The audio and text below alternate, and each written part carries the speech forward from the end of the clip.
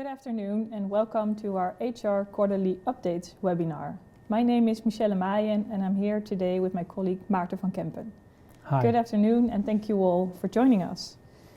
Today we're going to talk about 4 topics with you. The first one, highly anticipated, probably, the COVID-19 measures in the Netherlands. We're also going to talk about recent case law in employment cases, recent developments in employment legislation, and last but not least, restrictive covenants in the Netherlands. Maarten is going to kick off our webinar with the COVID-19 measures if he succeeds in getting the next slide. Fortunately, probably the upper button. The device, here we are. Thank you so much, Michelle. As said, first I will start with the COVID-19 measures in the Netherlands. And of course, most important issue and topic of today is of course the COVID entry pass. Currently, the pass is only obliged in certain sectors as culture, sports, catering, events and kids. And the obligatory aspect is also for visitors of culture, sports, catering, events and kids. But what's now at stake is that these sectors will be extended on a short notice because the Dutch Senate agreed to extend these sectors to non-essential retail and non-essential services. Well, non-essential retail is, for example, shops, markets, non-essential services, you can think of hairdressers, etc. But it's also for visitors. But one of the main issues that's also at stake now in Parliament, a bill was sent to the governance on November 22nd, is about applying this entry pass in the workplace for employees. And why is that? Because the current status is that employers cannot enforce a corona pass upon their workers as it is in violation of their human rights, privacy, integrity of their body, etc., etc. And the goal of this specific legislation which is sent to Parliament is of course the equal treatment of all visitors of a workplace and of course health and safety, because why should a visitor show a pass and the employee who works there should not, especially from a health and safety perspective that is maybe understandable. Okay, so what does this bill which was sent to Parliament look like? First of all, such a pass will be obliged in the sectors which are subject to the CTB and education. Well, the CTB are the culture, the kids, the catering, events and sports, and also education, which are the schools. The next part that they will, that the minister may oblige employers to work with this corona pass will be other areas than the sectors which I mentioned before. And of course, another part is of course that this pass will be obliged for visitors for jobs. Think, for example, of mechanics who are supposed to visit the workplace to do maintenance. Important, of course, is this outside obliged sector, because the sectors of culture, kids, events, etc., they're already known and already a bit used to using these passes. According to the bill, an area will only be designated if it is epidemiologically necessary. So when that will be, we don't know, but we'll probably have to obtain advice from the OMT in that respect. And what kind of places can we think of? Well, of course we can think of unplaced environments where social distancing is difficult and where people are at short distance from each other for at least 50 minutes.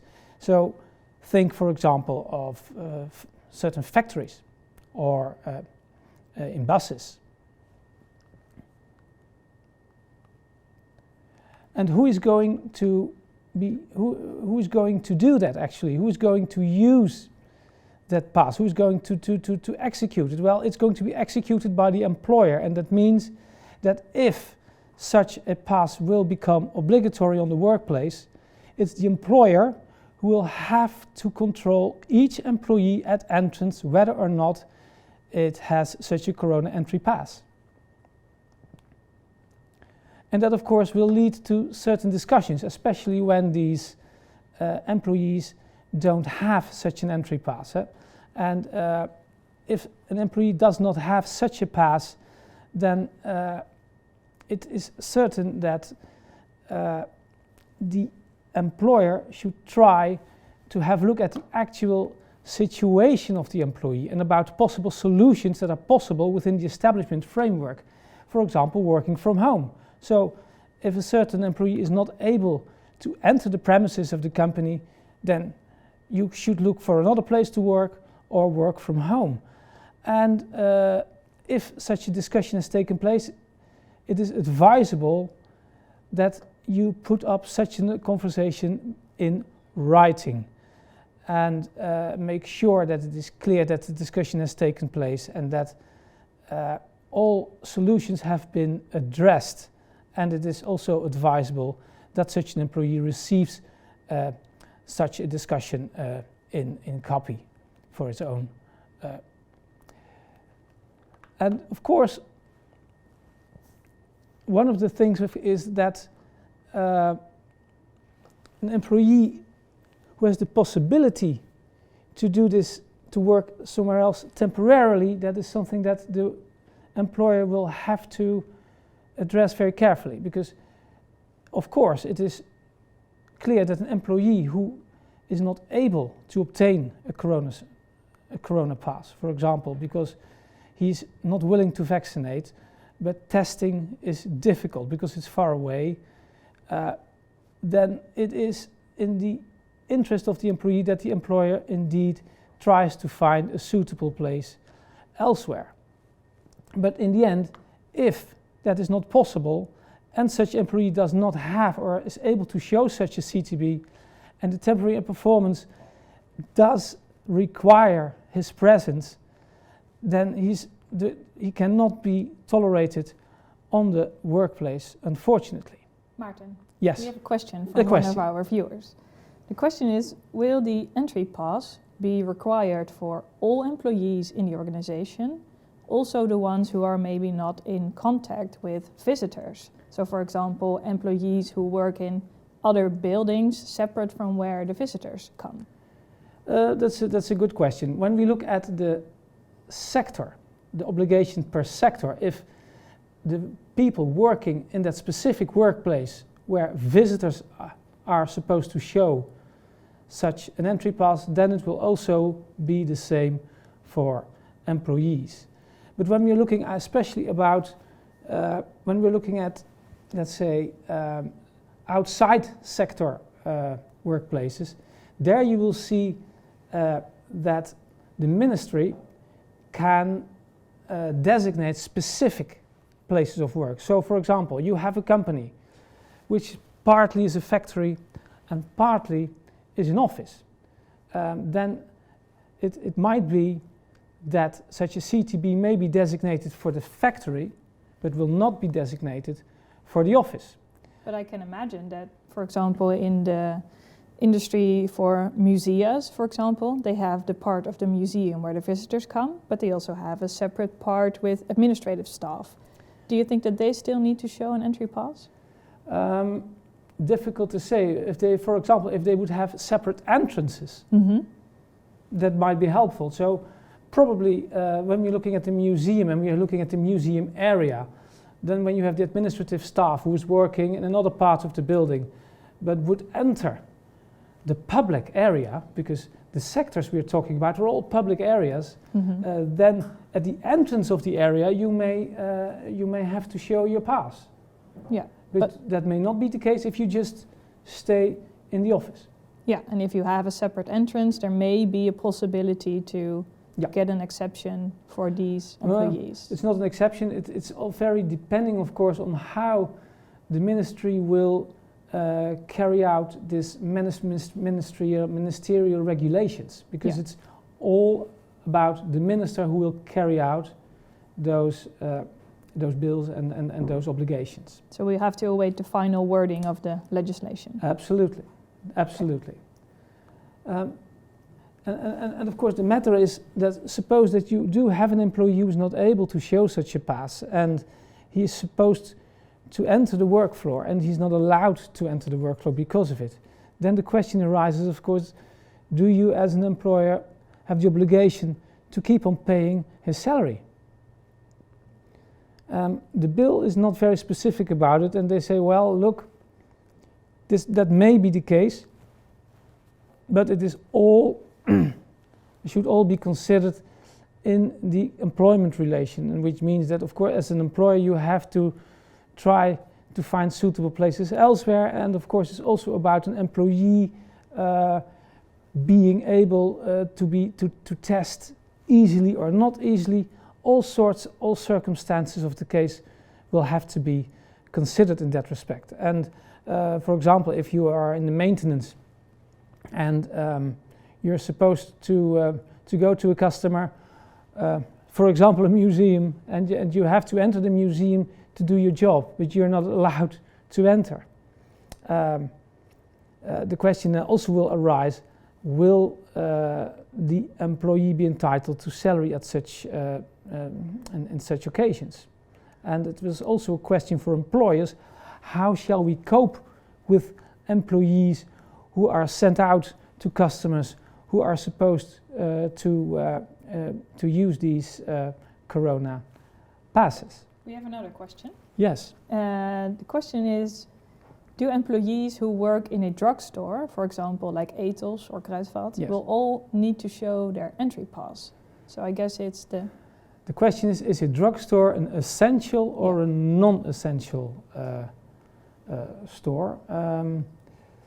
It depends, again, on what the ministry will say, because if the law will be changed and the sectors will be extended to non-essential retail, like clothing stores, then the ministry regulation can designate specific rules.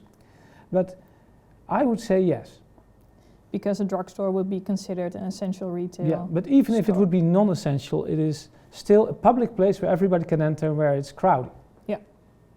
Okay.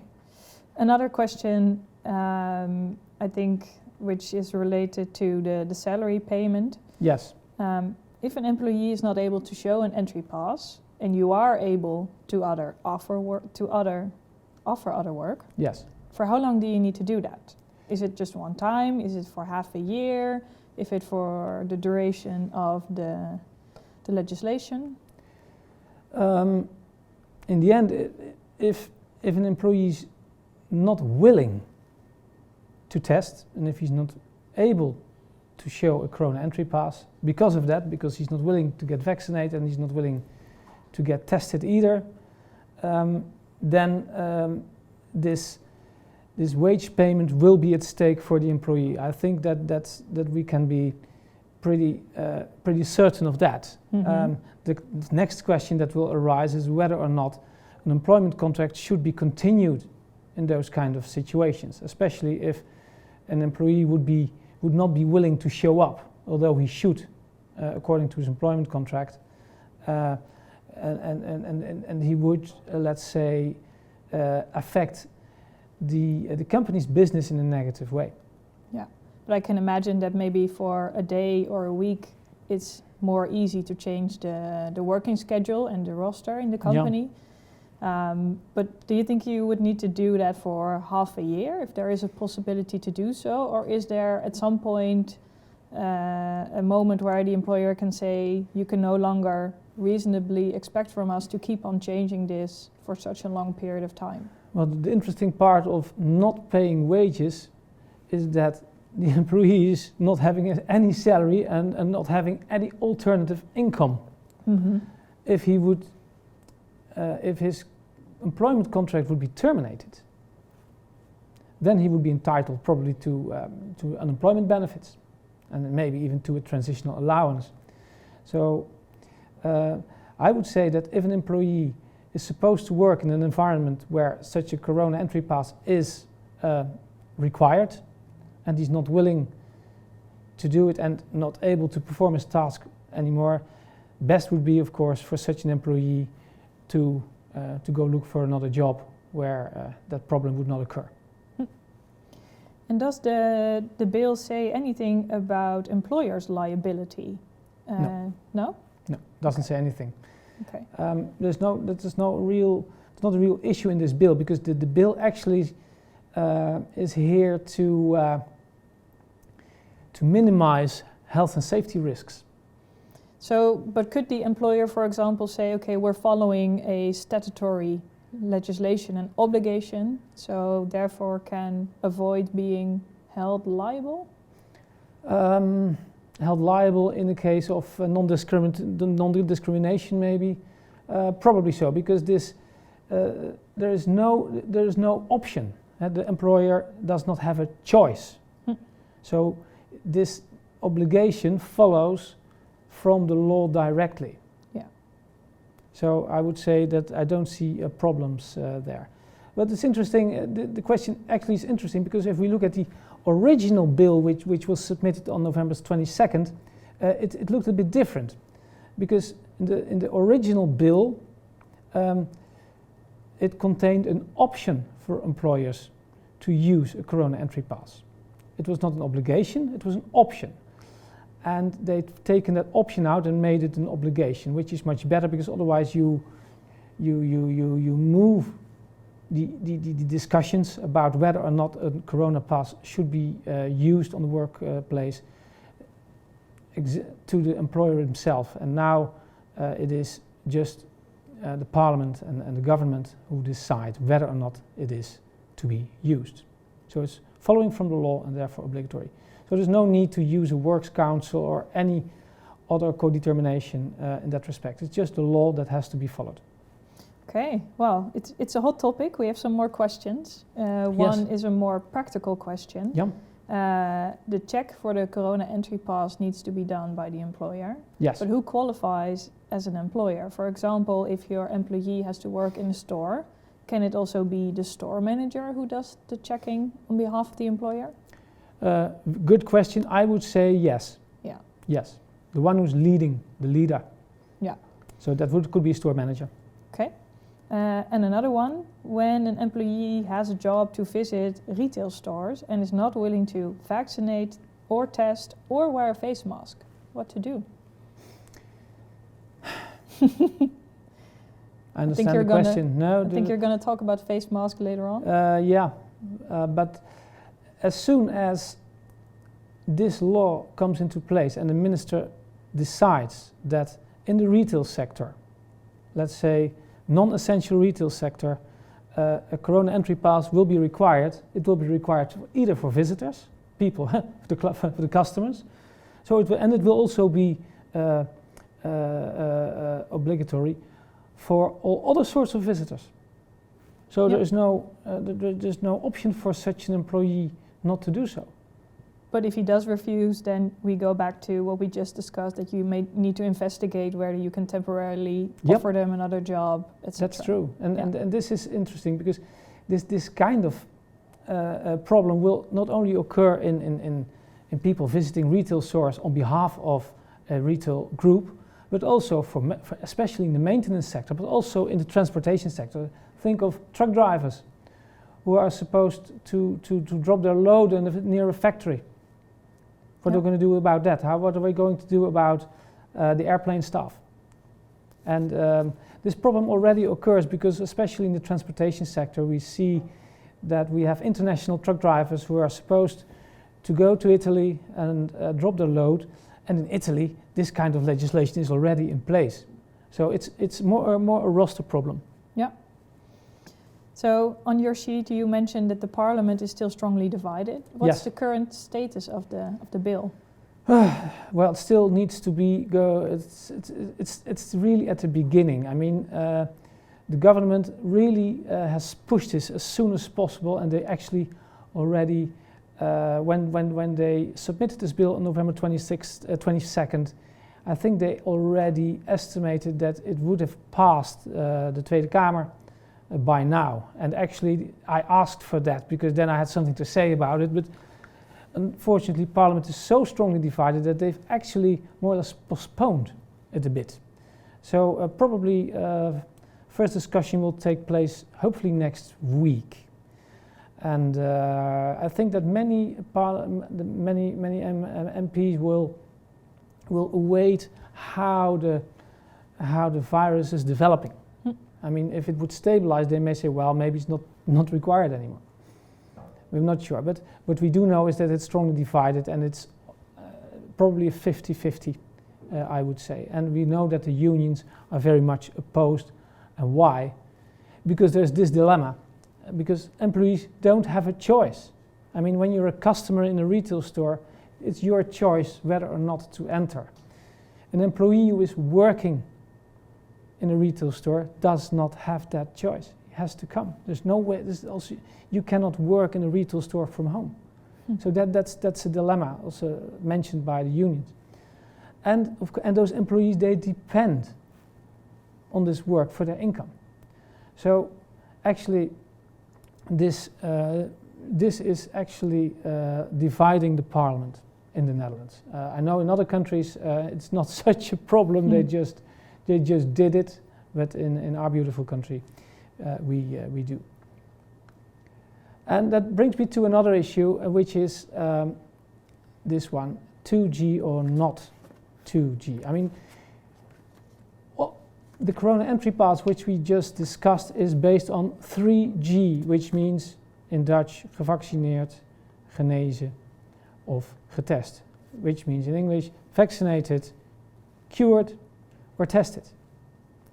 2G would mean vaccinated or cured. So testing would not be anymore in place. And we know that also on November 22nd, a bill was submitted to Parliament to give the Minister the possibility to use 2G on the Corona entry pass. What we do know is that this 2G is not part of the workplace. So as far as I can see now, the workplace will be a 3G pass. And that brings me a bit to, unless there are some other questions about, but the...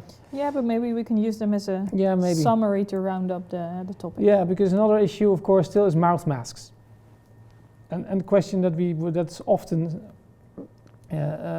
often submitted to me is, can or can we not impose the use of face masks in the workplace? Well, the answer is, in principle, you can, because you do have this instruction right, and you do have the workplace safety, and the guidelines of our health and safety institutions say that mouth masks are a good thing to do, and in some places like public transportation even obligatory. And that brings me also to some recent case law, for example this one in September of this year, where a discussion about the use of a face mask led to the dismissal of the employee because it damaged the relationship between the employer and the employee. And very recently this one, where an employee was actually fired with immediate effect without any compensation because he kept on refusing wearing a face mask. This was an employee working for a cleaning company, Acito, who was actually active at the Schiphol airport. And the fact that he was not willing, not only once, twice, but he kept on refusing wearing face mask during work, was warned a few times, and in the end, the employer said, this is not going to work anymore. We'll have the court terminate your employment without taking into account a notice period, without paying transition allowance, etc. And the Court of the Noord-Holland on November 5th terminate this contract. Okay. Thank you. Just to give a short summary of this topic, can you explain in what case does the employer have to offer other work, given this new bill? If it's there. If there is the possibility for an employee to do alternative work, especially, or do the same work at an alternative place, it's the first thing as an employer you have to look at.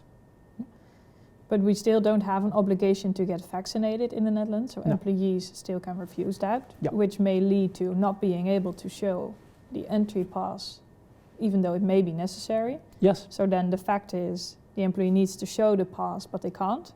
And in that situation, you need to look at other possible... Exactly. Yeah. Only okay. then. And that's, for example, for the shop manager who is not willing to get vaccinated because religion and doesn't want to get tested. If indeed in the non-essential retail, the minister says we are going to have this as a requirement, also for the people, it's not possible as a shop manager probably to work from home. So then you get into this discussion. And this discussion will probably lead to non-payment of wages. That's what I expect. Yeah, so if there is no other suitable work available, Yep. And the employer has made an effort to find it, but it's just not there, Exactly. then it can lead to suspension of Yeah, payment. or dismissal. And Yeah. that's exactly the reason why Parliament is divided, and I think we can expect the unions to oppose this very strongly, especially if this bill comes into place. And the first cases will show up.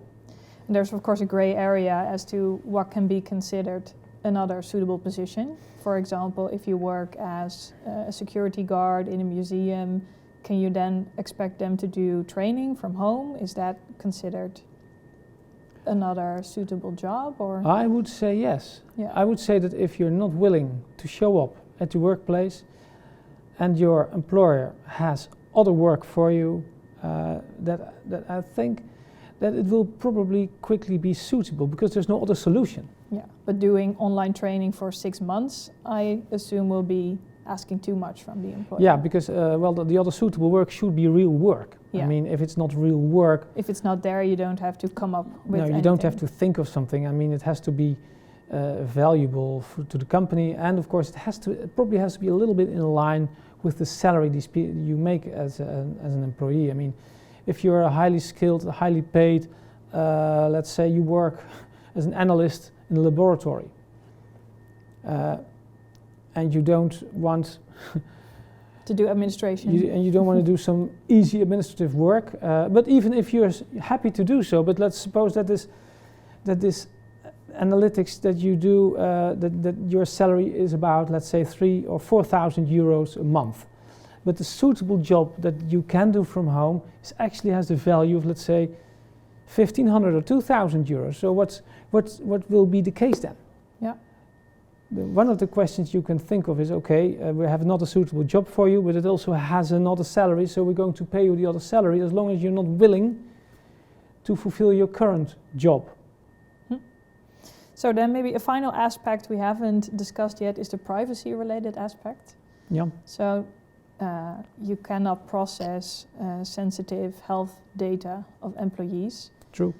Does that mean in practice that the employee would have to show up to work every day to say to the employer every day, again and again, I'm not able to show my entry pass? Or can you register on day one, the employee is not able to show it, and then use that for the future?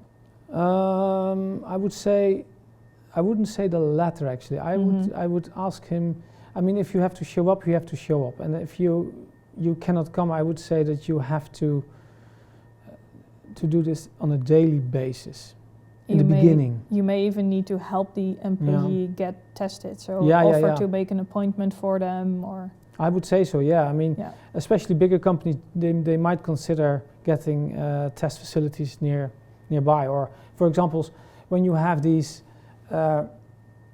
these factory surroundings where you have several factories and industrial territory, that you say, look, we have a testing facility right over there. That's where you can do your testing. Why not? That's all about logistics, I would say. Yeah. Okay. But it still has to be worked out. All right. Okay, that brings us now to Michelle, who's going to discuss some recent case law on employment contracts from the last few months. Yeah, with COVID around, you would almost forget that we have other employment law cases and topics as well, but we do. I have selected 3 recent cases to discuss with you. Two of them are related to hybrid working, which I think is also something that most of you will have to deal with on a daily basis. And the first one is related to overtime hours, which may have a big impact on our employment law practice in the future. So to start with the last one, it's a case before the Court of Appeal in Amsterdam. It was about an executive assistant working at Uber. In the employment contract, it said that the employee worked for 40 hours per week. And the handbook also stated that sometimes work during the weekend or holidays can be considered necessary. The employee in this situation has claimed payment of approximately 3,500 overtime hours with a value of almost 95,000 euros. In the first court case, the claim was denied, so the employee appealed the first ruling of the court. And now in the appeal case, there is a discussion whether or not the employee falls under the protection of the European Working Time Directive.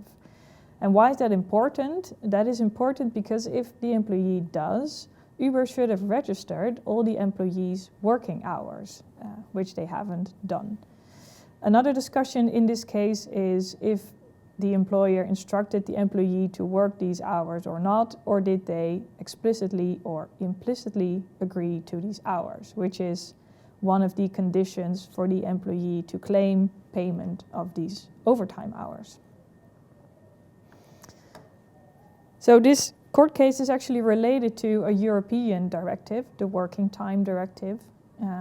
In this directive, there is included a maximum of 48 working hours per week, including overtime. In order to ensure that this maximum amount of working hours is guaranteed, the employer has the obligation to implement an objective, reliable, and accessible system to register working hours of the employee. There is an exception possible to this rule, to the maximum amount of working hours. And this is possible, among others, for employees who have a so-called autonomous decision-making power. The Netherlands has implemented this EU directive in the Dutch Working Hours Act, and we have made an exception to this maximum amount for employees who earn 3 times the statutory minimum salary. At the moment, this means that they have to earn more than 5,103 euros gross per month. So every employee earning more than this salary can work more than the maximum of 48 hours per week, and no system to register the working hours is necessary.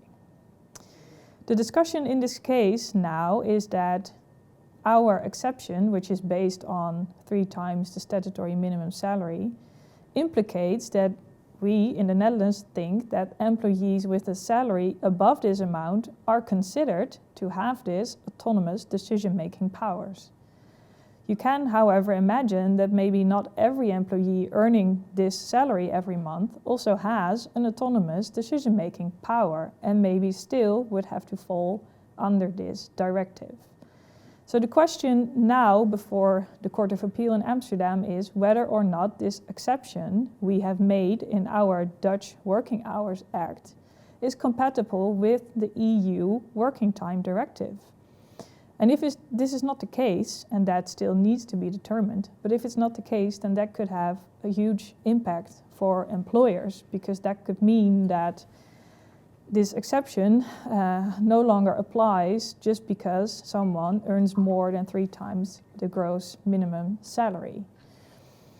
So at the moment, both parties in this case are invited to present their arguments as to whether or not this is compatible with the Working Time Directive or not. So we have to wait and see where this ends up. But if it does mean that our Dutch Working Hours Act is actually not compatible with the EU Working Time Directive, a lot of employers may need to change their systems and maybe start registering working hours.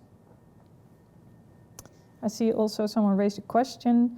So employers need to record the hours daily, as in check-in, check-out times. If the employee earns less than 3 times the statutory minimum salary, they indeed need to have some kind of a system in place to register the working hours for employees. And so maybe this may be the case in the future for people with a higher salary.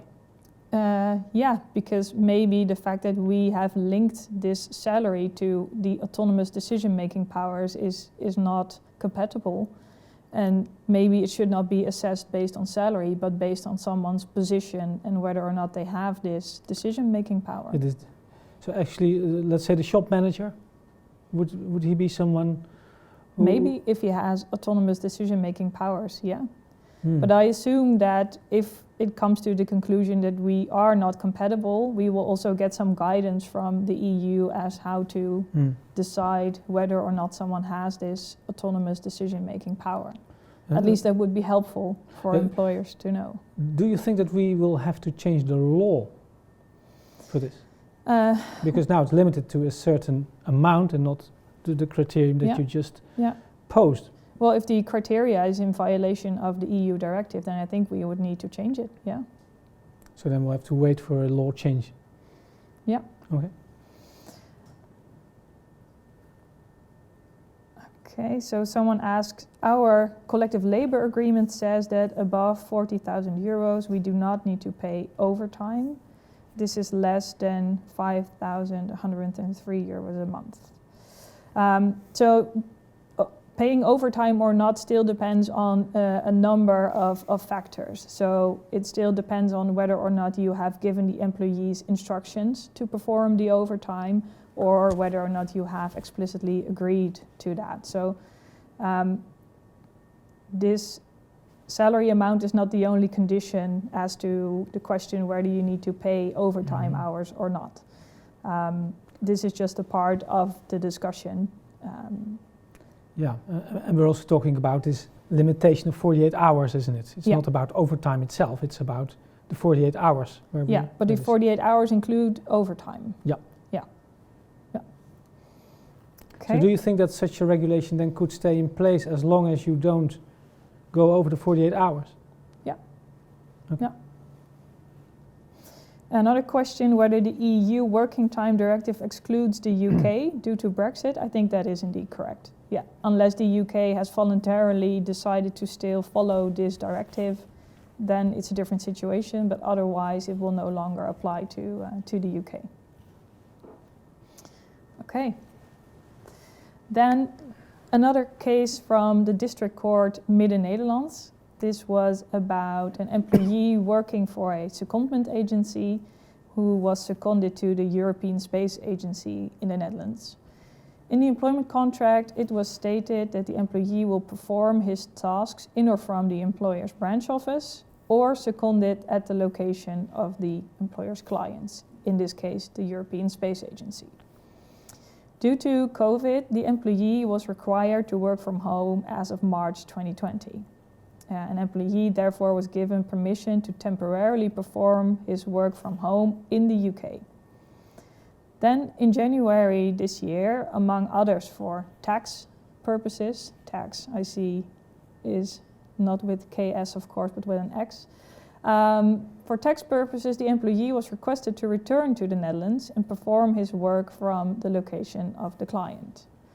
The employee refused to return to the Netherlands, and as a consequence thereof, the salary payment was stopped starting the 1st of March this year.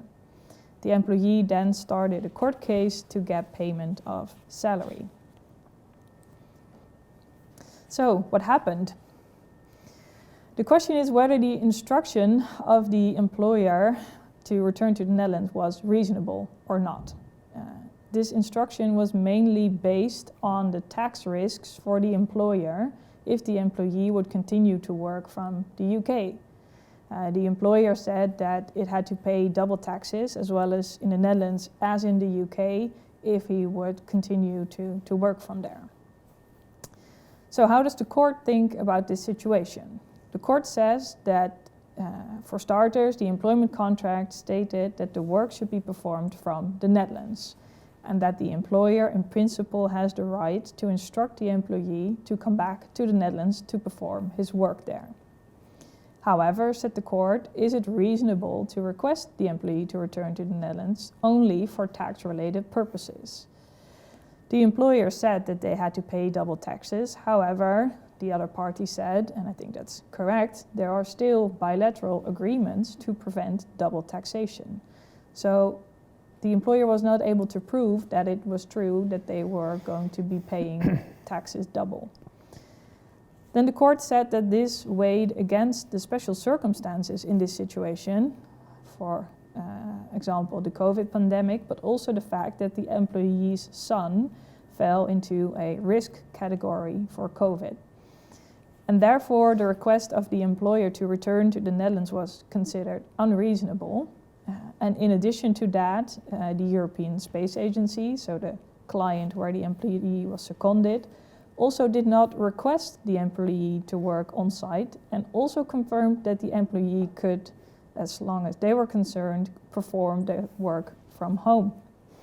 So the court ultimately decided that the employer could not expect the employee to return to the Netherlands and was obliged to continue to pay salary and also to allow the employee to work from home in the UK. So the tax disadvantage will be for the account of the employer? Yeah. If there is any, because that was also a discussion here in this case. But suppose it was? But suppose it was, then that is indeed the risk of the employer. Yeah, and even though maybe it wouldn't be double taxation, of course it would be an administrative challenge to get this all sorted out, because they would have to set up a payroll in the UK, etc. But that was not enough for the court to say that the employee should indeed return to the Netherlands. Did the employer do anything wrong here?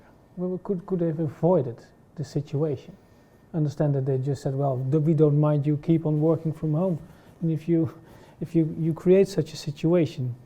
Yeah, I'm not sure, because until the 1st of January this year, there was, at least from the tax authorities, a ruling that said that even because of COVID, employees were working abroad, we will not consider their working time abroad. And then that changed as of the 1st of January, which made it a different situation for the employer.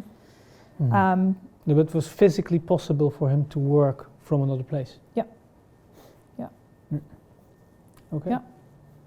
So administrative reasons are not No, not necessarily. No, I mean, there were also, of course, special circumstances in the employee's case where his son was in a risk category. Yeah. He also had a job which he could do from home and from his computer. I think it would have been different maybe if he was working in a factory. Yeah. But yeah, I think in general, administrative reasons will not be enough to keep the employee. You just can't beat health risks, can't you? No, you can't. So then the final one, also related to hybrid working and a discussion about which court is competent. So which court should you bring your court case? The competent court is the court in the place where the employee usually or habitually carries out his work. In this situation, the employee worked from home in Leeuwarden, but temporarily due to corona. According to the employment contract, however, he should work from the office in Utrecht. So then there was a discussion whether the court case should be in Utrecht or in Leeuwarden. I think the most interesting part about this court case is where the court ruled that when you have to determine where an employee usually carries out his work, it is not only relevant that he has been doing so for some time, but it's also important to assess what is the reason why the employee has been working from that place. And especially during this COVID pandemic, I think that's a very interesting statement, because it means that if someone works from home only temporarily because of the COVID pandemic, that does not change the place where they habitually carry out their work. So therefore, the court in Utrecht was still the right court to start a case and not the court in Leeuwarden, as the employee claimed. Okay, then I also have some recent developments in pending employment legislation. I'm also looking at the time, so I'm gonna run through these a bit more quickly. I have two pending employment legislations coming up, which are both actually based on a EU directive, and we as the Netherlands have an obligation to implement these directives in our own legislation. The first one is about transparent and predictable working conditions in the European Union, which is aimed at improving working conditions by promoting more transparent and predictable employment conditions, while also ensuring labor market adaptability. So the main topics in this directive, and therefore also in our upcoming legislation, are that the employer has to offer more complete information about the aspects of work in the employment contract. There is a limit to the length of probationary periods, which I think in the Netherlands we already have quite some rules about. There is also the right to seek additional employment, which is going to be a bit broader. So there's going to be a change in that in our legislation. There's also anti-abuse regulations for 0-hour contract work, which I think we have also already covered quite extensively in our legislation. And there is also going to be the introduction of the right to request to be transferred to another form of employment with more practical and secure working conditions if there is such available. So we have a deadline to implement this legislation the 1st of August next year, so quite some time, I would say, to do that. The impact on our Dutch employment law, or the changes coming up, are the most important ones is that we will have further changes and clarifications to the obligation for the employer to provide mandatory training, which is already an obligation for the employer, but it's going to be extended. I already mentioned the duty to provide more information to the employment contract, so there might be a reason for HR to double check if the current employment contract is still compliant with this new upcoming directive, or if more information should be included in the contract. It's not possible to do it in the handbook. It really needs to be in the employment contract. There's also going to be a change in our Flexible Working Act. It will include the possibility for the employee to request a more predictable working conditions, if that's available. Also the right for employees to refuse work if it falls outside of the agreed time frame for working hours, which I think is especially important in situations where you have a min-max employment contract and you work different amount of hours each week. If you have agreed upon a certain time frame, for example, that it's always going to be between 9 and 5, and then you request the employee to work starting at 8 o'clock, then he can refuse that in this new upcoming legislation.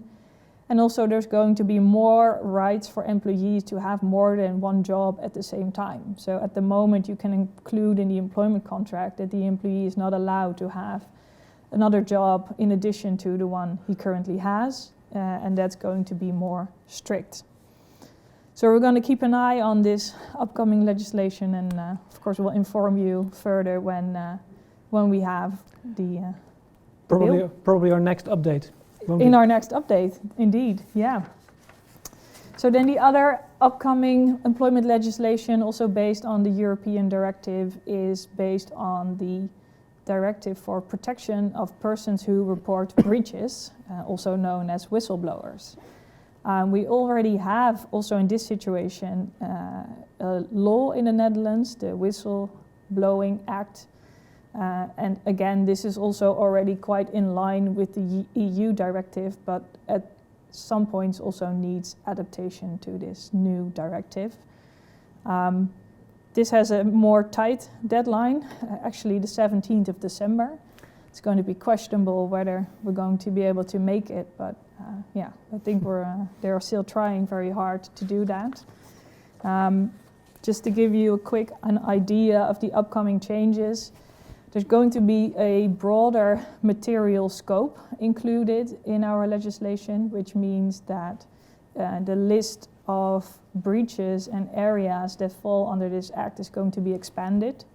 I have included a list here. I think this list will be implemented just literally in our new Whistleblowers Act. Also, the personal scope will be broadened. That is interesting because this means that not only employees, but also ZZP'ers, self-employed people, but also shareholders, persons belonging to the management or the supervisory body will all fall under the protection of this Whistleblowing Act.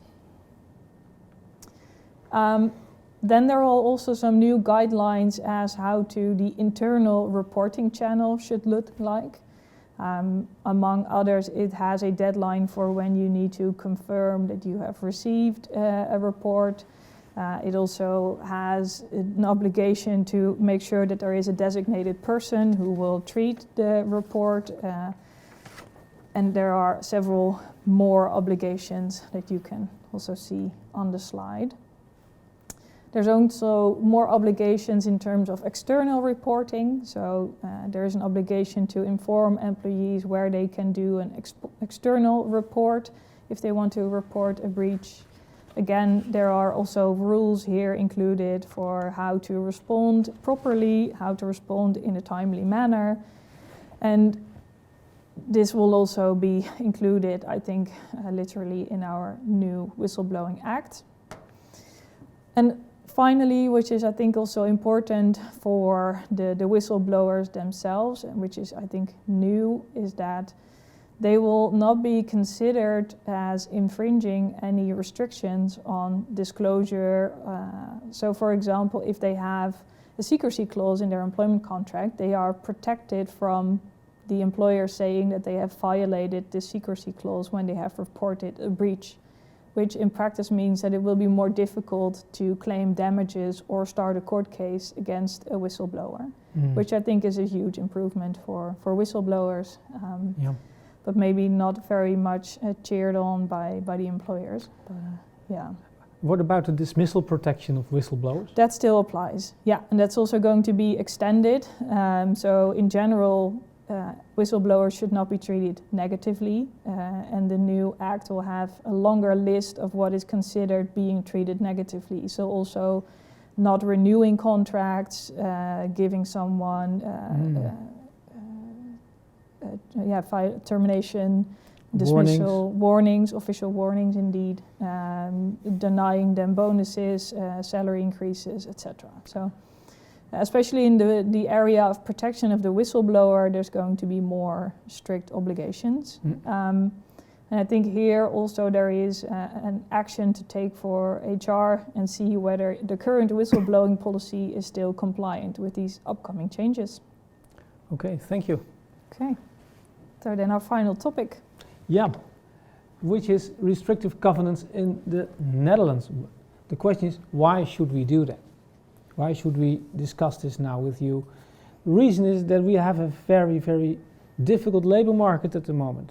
I mean, when we were talking about COVID, half an hour ago, I would say, we were talking about maybe dismissing employees. But you can dismiss people, but if you can't find other people, we have a big, big problem. So restrictive governance have actually grown in importance. At least that's what we see. We also see that in case law, because if you look, for example, at the various case law which appeared, let's say, in the past 7 months, I think only published, we've seen about 40 to 60 cases about restrictive governance. Companies want to protect their business, and they want to try to keep their people on board. And restrictive governance, sometimes companies think that it helps. Well, when we're talking about restrictive governance from a legal perspective, employment law perspective, I think two are the most important, and one is the non-compete, which means you're not allowed to work for a competitor. And the second one is what we call non-solicitation, which means that you're not supposed to work, be in touch, whatever, with customer, clients, or other business relations after you've left the company. Especially in the Netherlands, the non-solicitation has become of high importance because, of course, the service industry is a big, big sector. We also know, and you know that of course as well, and it's in other countries the same, which is it's highly regulated. For example, you can only enter into a non-compete clause with someone who's major of age, 18, who's older than 18. It has to be done in writing. Why?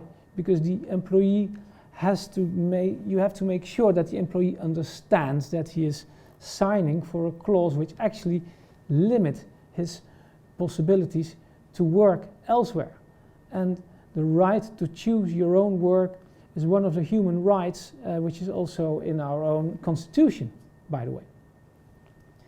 Another specific issue in this highly regulated area is of course that since 2015 the law says that contracts for a definite period actually cannot have a restrictive covenant, a non-compete or a non-solicitation clause, unless the clause states the specific reasons why.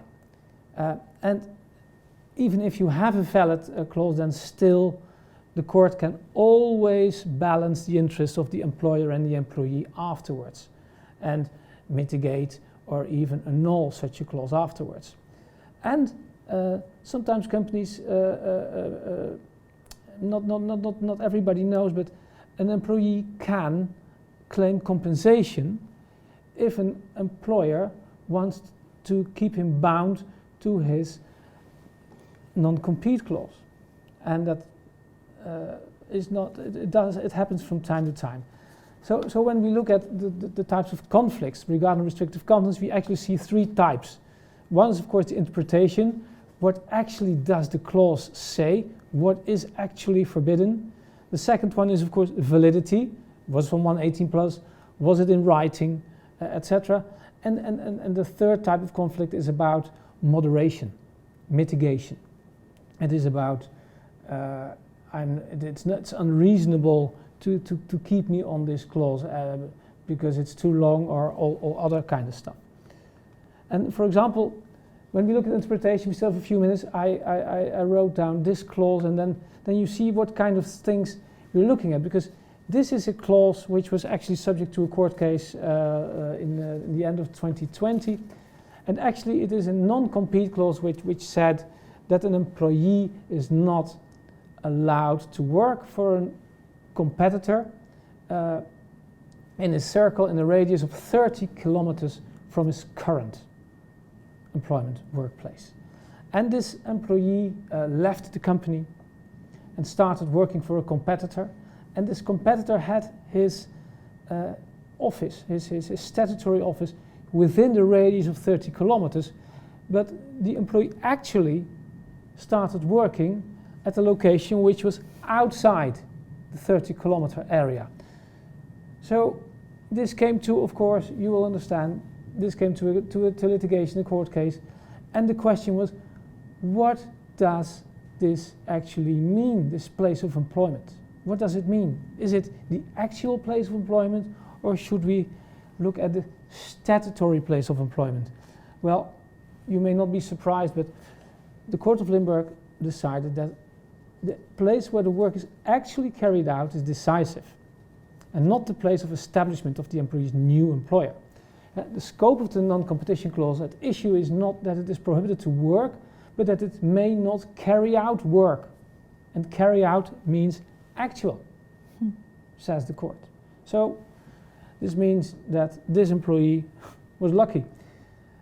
Another thing I would like to show you, of course, is, and it's something that we use a lot, which is the fixed term contract, because most employers currently use employment contracts for a definite period of time, and the question is, do or do you not use a non-compete in that clause? Please note that it's only permitted if it has a written statement of reasons why such a non-compete clause is necessary because of business interests. If such written statement is not in the clause, it is null and void. So I suggest check your standard contracts. Yeah. And I see we're under the time, and that means that we were really happy to do this for you Michelle and I, we want to thank you for your attention and hope to see you, let's say, in a few months when we have a second HR quarterly update for the winter, probably in February. And please feel free to send us emails with questions and queries, everything you like, because we're happy to answer them. Thank you so much. And of course, we're going to share the slides with you afterwards, so you will be able to review them at home. Thank you, everyone.